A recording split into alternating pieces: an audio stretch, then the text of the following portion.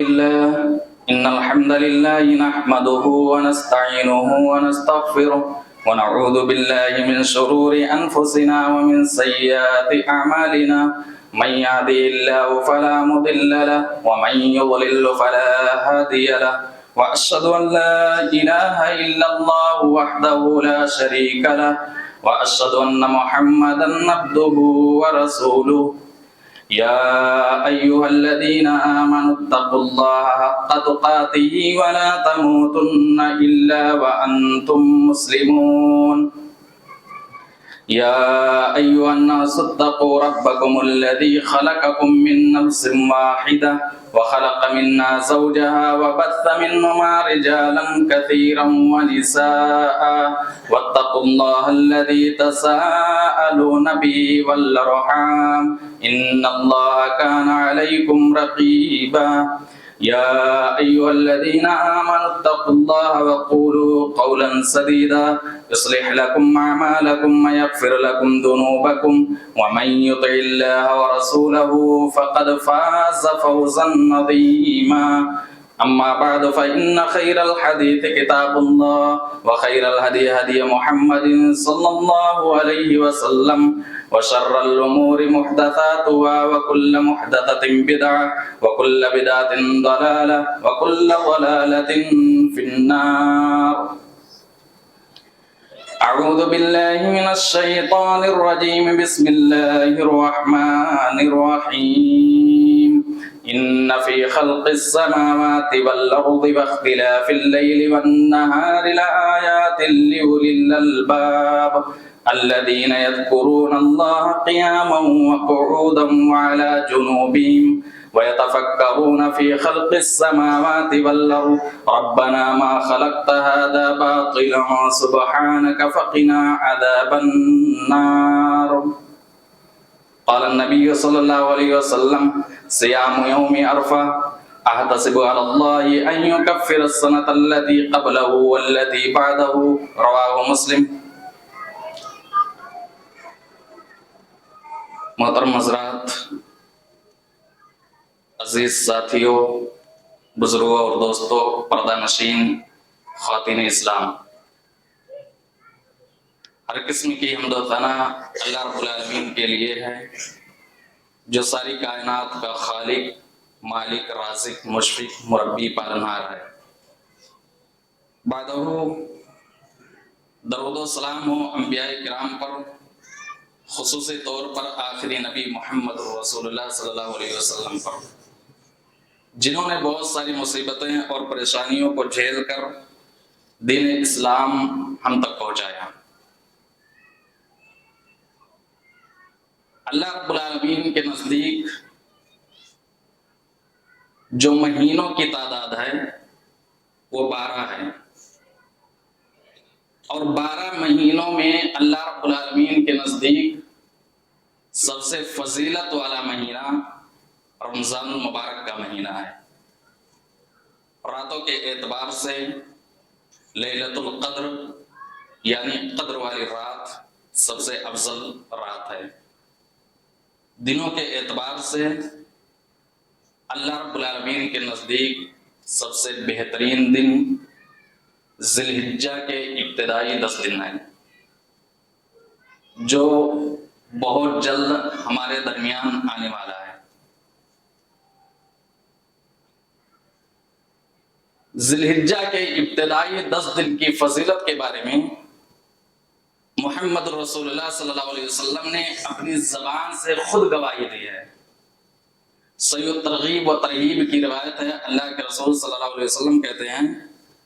افضل ایام الدنیا ایام العشر یعنی 10 ذی الحجہ، کہ دنیا کے تمام دنوں میں اللہ رب العالمین کے نزدیک سب سے فضیلت والا دن اگر کوئی ہے تو وہ ذی الحجہ کے ابتدائی 10 دن ہیں۔ ذہن کے اندر ایک سوال پیدا ہوتا ہے کہ رمضان المبارک کا آخری عشرہ بھی تو فضیلت والا ہے، رمضان المبارک کا آخری عشرہ بھی تو فضیلت والا ہے، اور ذی الحجہ کے ابتدائی 10 دن پہلے عشرے کے بارے میں محمد رسول اللہ صلی اللہ علیہ وسلم نے خود گواہی دی کہ یہ فضیلت والا عشرہ ہے، تو آخر ان دونوں میں سب سے بہتر عشرہ کون سا ہے؟ علماء کرام نے ان دونوں عشروں کے درمیان مناقشہ کیا ہے کہ ان دونوں میں سب سے فضیلت والا عشرہ کون سا ہے، تو بیان یہ کیا ہے کہ ذی الحجہ کا جو ابتدائی 10 دن ہے یعنی پہلا عشرہ ہے، یہ دنوں کے اعتبار سے سب سے فضیلت والا عشرہ ہے، اور رمضان المبارک کا جو آخری عشرہ ہے یہ رات کے اعتبار سے سب سے فضیلت والا عشرہ ہے، کیونکہ رمضان المبارک کے آخری عشرے میں اللہ رب العالمین نے آخری عشرے میں قرآن کا نزول کیا، اور اسی آخری عشرے میں رات میں لیلۃ القدر یعنی قدر والی رات بھی ہوتی ہے۔ ان عشرے کی قسم اللہ رب العالمین نے قرآن حکیم کے اندر بھی کھائی ہے۔ اللہ رب العالمین کہتا ہے کہ والفجر ولیال عشر، قسم میں فجر کی اور 10 راتوں کی۔ مفسرین کرام ان 10 راتوں سے مراد ذی الحجہ کے ابتدائی 10 رات لیتے ہیں۔ اس کی فضیلت کا اندازہ اس بات سے بھی لگا سکتے ہیں کہ اللہ رب العالمین انہی چیزوں کی قسم کھاتا ہے جو اللہ رب العالمین کے نزدیک سب سے عظمت والی چیز ہوتی ہے، اور اللہ رب العالمین کا قسم کھانا یہ اس بات کی دلالت کرتی ہے کہ ذی الحجہ کے ابتدائی 10 دن یہ فضیلت والے دن ہیں۔ اب ذہن کے اندر ایک سوال بھی پیدا ہوتا ہے کہ رمضان المبارک کا جو آخری عشرہ ہے، اس عشرے میں اگر ایک بندہ اللہ رب العالمین کی عبادت کرتا ہے، قرآن کی تلاوت کرتا ہے، ذکر و اذکار کرتا ہے، توبہ استغفار کرتا ہے، دعا کرتا ہے، یہ نیکیاں کرتا ہے، اور دوسرا بندہ ذی الحجہ کے ابتدائی 10 دن میں یہ نیکیاں کرتا ہے، نوافل کا اہتمام کرتا ہے، قرآن کی تلاوت کرتا ہے، ذکر و اذکار کرتا ہے، توبہ استغفار کرتا ہے، دعا کرتا ہے، صدقہ و خیرات کرتا ہے، تو ان دونوں عشروں میں کیے گئے عمل اللہ رب العالمین کے نزدیک سب سے بہترین عمل کون سا ہے؟ نبی اکرم صلی اللہ علیہ وسلم کی حدیث کی طرف جب ہم چلتے ہیں تو ہمیں پتہ چلتا ہے کہ وہ بندہ جو ذی الحجہ کے ابتدائی 10 دنوں میں اللہ رب العالمین کی عبادت کیا ہو، وہ عمل اللہ رب العالمین کے نزدیک سب سے بہترین عمل ہے۔ سنن ابو داؤد کی روایت ہے، اللہ کے رسول صلی اللہ علیہ وسلم کہتے ہیں کہ ما من ایام العمل الصالح فیها احب الی اللہ من هذه الايام، یعنی من هذه الايام، اللہ کے رسول صلی اللہ علیہ وسلم کہتے ہیں کہ عمل کے اعتبار سے، نیک عمل کرنے کے اعتبار سے اللہ رب العالمین کے نزدیک سب سے بہترین دن اگر کوئی ہے تو وہ ذی الحجہ کے ابتدائی 10 دن ہیں۔ نبی اکرم صلی اللہ علیہ وسلم کے ساتھیوں نے آپ صلی اللہ علیہ وسلم سے سوال بھی کیا، اے اللہ کے رسول، اگر اتنے دن کوئی انسان جہاد فی سبیل اللہ میں بھی گزارتا ہے تو کیا وہ عمل اللہ رب العالمین کو محبوب نہیں ہوں گے؟ اللہ کے رسول صلی اللہ علیہ وسلم نے کہا کہ اگر اتنے دن کوئی انسان جہاد فی سبیل اللہ میں بھی گزارتا ہے تو اتنا اللہ رب العالمین کے نزدیک محبوب نہیں ہوں گے جتنا انسان ذی الحجہ کے ابتدائی 10 دنوں میں اللہ رب العالمین کی عبادت کرتا ہے۔ لیکن وہ انسان جو گھر سے نکلا ہو، مال کو لے کر کے نکلا ہو، لڑتے لڑتے شہید بھی ہو گیا ہو، مال بھی لٹ گیا ہو، اس کا وہ عمل اللہ رب العالمین کے نزدیک اس انسان کے عمل سے بہتر ہو جائے گا۔ یعنی ایک انسان جو ذی الحجہ کے ابتدائی 10 دنوں میں اپنے گھر پر رہ کر کے قرآن کی تلاوت کرتا ہے، ذکر و اذکار کرتا ہے، توبہ استغفار کرتا ہے، دعا کرتا ہے، صدقہ و خیرات کرتا ہے، روزہ رکھتا ہے، اور دوسرا انسان جو جہاد کے لیے نکل چکا ہو، اسلام کی سربلندی کے لیے،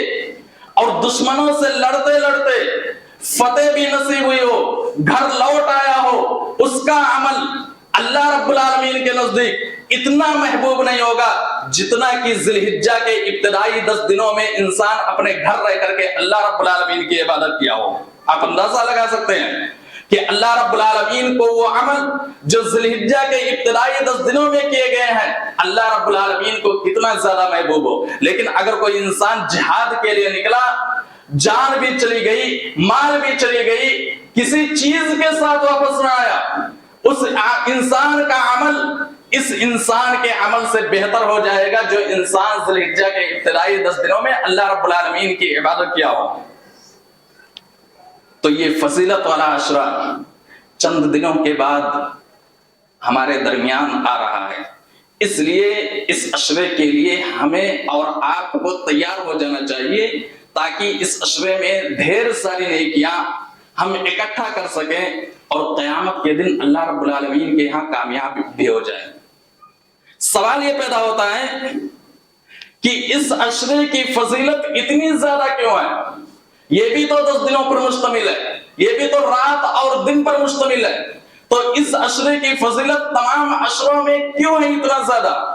کیونکہ اس عشرے میں ایک دن ایسا آتا ہے جس دن اللہ رب العالمین اپنے بندوں کو سب سے زیادہ جہنم سے آزادی کا پروانہ عطا کرتا ہے۔ سنن ابن ماجہ کی روایت ہے کہ اللہ کے رسول صلی اللہ علیہ وسلم کہتے ہیں کہ 9ویں ذی الحجہ کو جب حاجی لوگ میدان عرفات میں اکٹھا ہوتے ہیں، اللہ رب العالمین اس دن تمام حاجیوں کے گناہوں کو معاف کر دیتا ہے۔